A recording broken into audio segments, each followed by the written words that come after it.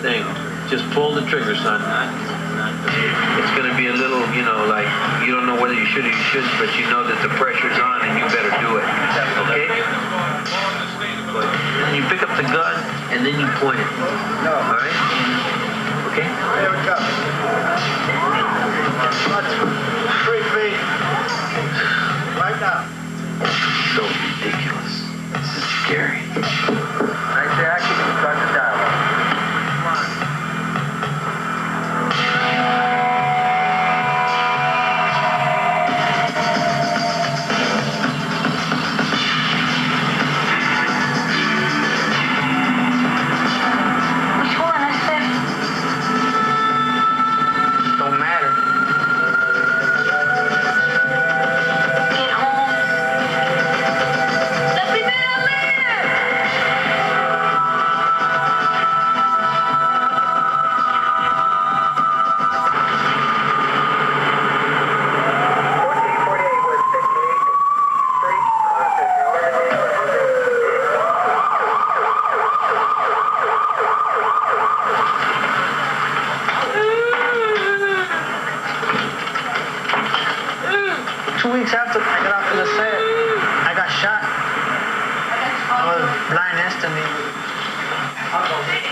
I got shot in the face, in the neck, the arm, my chest, my head.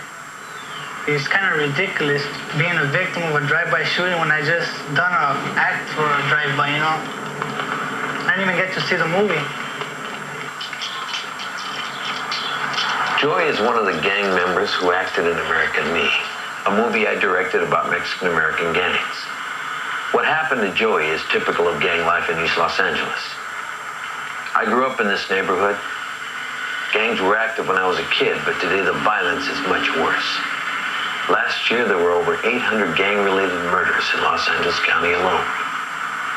This is a documentary about what we learned from the gang members who helped us make American Me on the streets of East LA and in the prisons of California.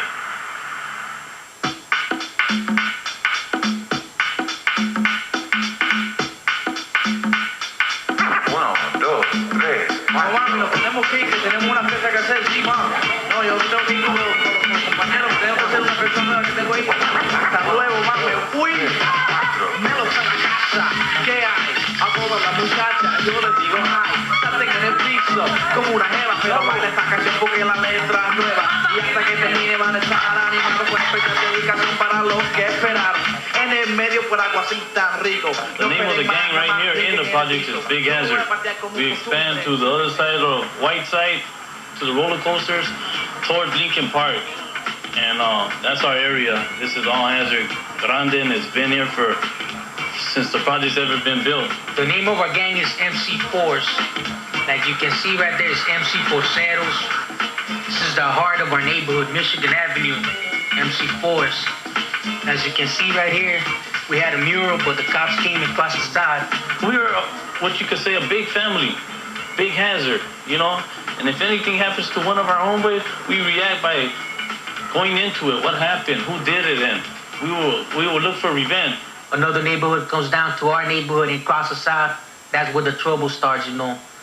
We get mad and we just say, you know, let's go to their neighborhood. We see one of them. Let's kill them, you know? We don't care. Everyone would choose to make a movie in the midst of these gangs, but I wanted the story to be realistic. We began shooting in the Boyle Heights section of East LA.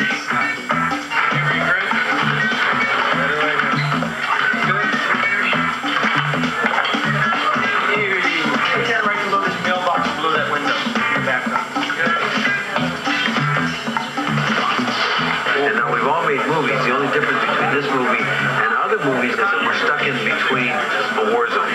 We're right in the cusp of like three different groups of kids. And what Anna's afraid of, and rightfully so, is that there are so many kids here that she's afraid that it's going to cause a confrontation. Don't start giving men the power because then they believe in taking over. My biggest concern was safety. By bringing in hundreds of people that are normally not here, it'd be very easy for someone to drive by and fire a shot. Checking it out, and you can be going through your stacks of 45s, making sure you have the right ones, for later in the party, right? Okay, just to give you some business to do. This is all I do right now. This is all you're gonna do right now, just so we establish. There was no way we could film in these neighborhoods without the cooperation of rival gangs. After weeks of negotiation, they agreed to a truce, and many became actors in the movie. Acting like it don't hurt, you know what I mean? But it hurts, and you're watching it. And you're sitting there going, yes, I was, okay? And action! The Primera lives, that's it. It lives through us. It gives to us. It is us. Somos esa ubicana. It's all we've ever had. They're here together. They're working from 5 o'clock in the evening to 5 o'clock in the morning. It's real stressful. It's real heavy. They become sleepy, irritated. Everybody can't go one. Ana Lizárraga. She's a former gang member who now works to keep kids out of gangs.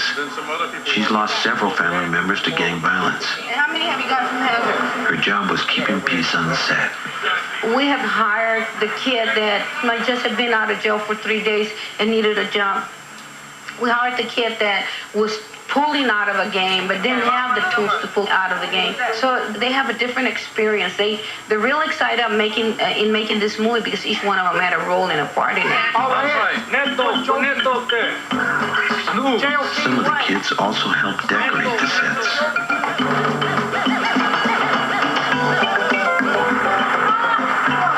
Also, he made me a deal if I put his name somewhere prominent. He paid for me. They're the art department, that's me. Before you go out your door, you pray, God, I hope I don't get shot today. I mean, it's already in your conscience before you walk out your door. If you're in a gang, you're not living life. Because wherever you go, you gotta be looking over your shoulder. Even in your own neighborhood, in your own territory, you gotta just make sure, just to be sure, nobody there.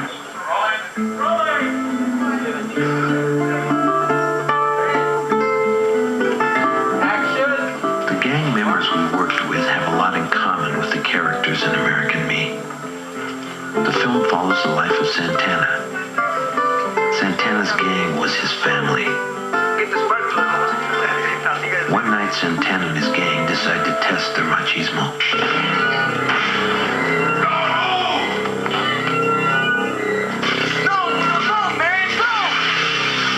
They get busted.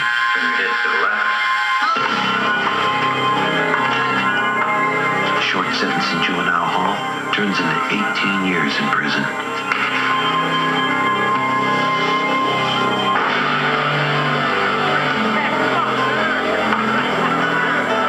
Santana becomes a leader of one of the most ruthless and powerful gangs in prison history.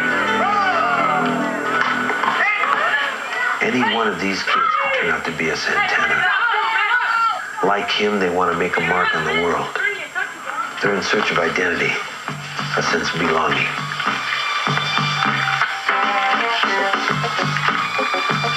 To write it down on walls is an important thing for us gangs, so we could get known to other gangs. It's like advertising our own gang. When I see other gangs graffiti in my neighborhood, we feel mad because they ain't supposed to come in and disrespect our neighborhood. If we see them, we're gonna do something. We got something to shoot them with, they're gonna get shot at. We're really fighting about neighborhoods disrespecting other neighborhoods. They come over here, start shooting at us, but there's sometimes that they're too scared that they don't want to get off the cars or nothing. They just shoot the stupid way and hit innocent people.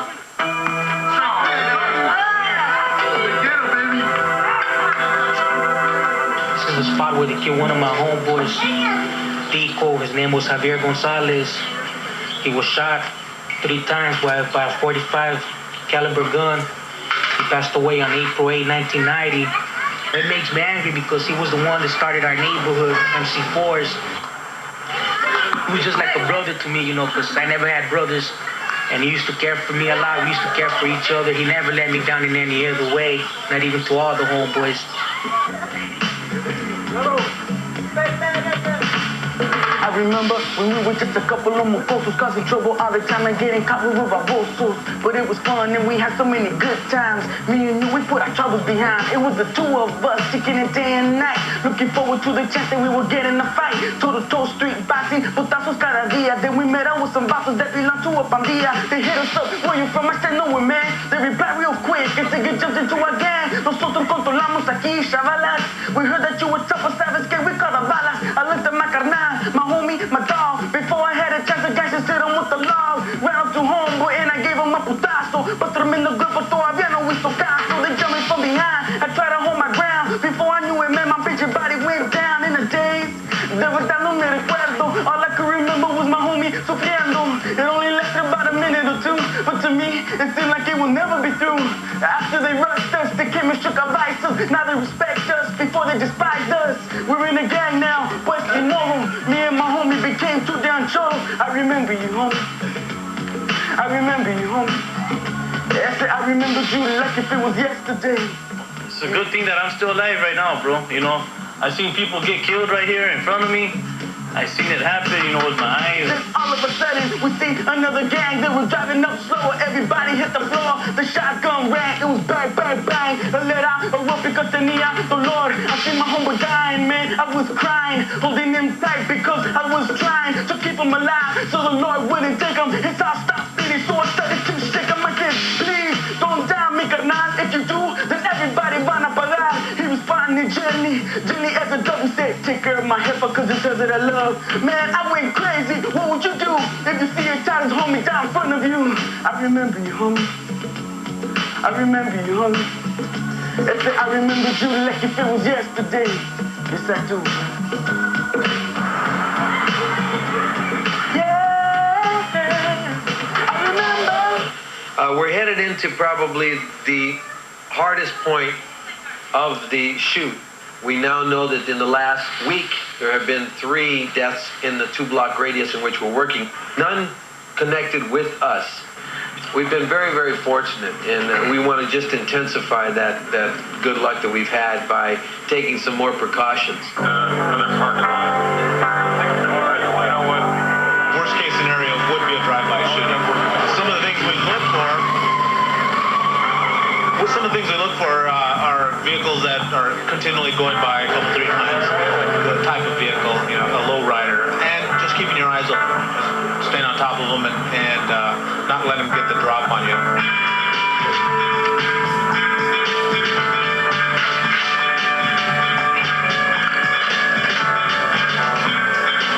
Everybody has guns in those gangs now.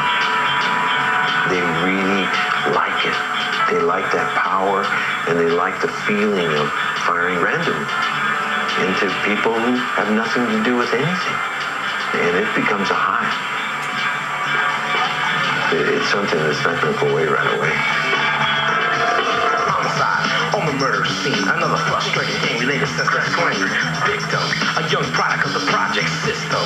The sad fact is nobody's gonna miss him. Truth, you may stand in disbelief, but the majority will silently believe because of the fact he was a menace to society, and gang violence was his first priority. So now you take a look to see what this all got him. Someone quicker with the trigger, straight cool shot him, dead in a puddle of blood he lay. Another typical day in the streets of LA. Homicide, on the murder scene. Homicide, on the murder scene. I heard like shots. So when I heard the car behind me, I knew it was a drive-by. I turned this way. When I turned this way, that's when he shot me in the back. One of the bullets came out of right here. And the other bullet is to my arm right here. Another bullet. It hurted a lot. I couldn't breathe. I was scared. I wasn't afraid to die because I knew I was already dead. That's what I told myself, I'm dead. You know, why be afraid? I was afraid of where I was going to go from that point.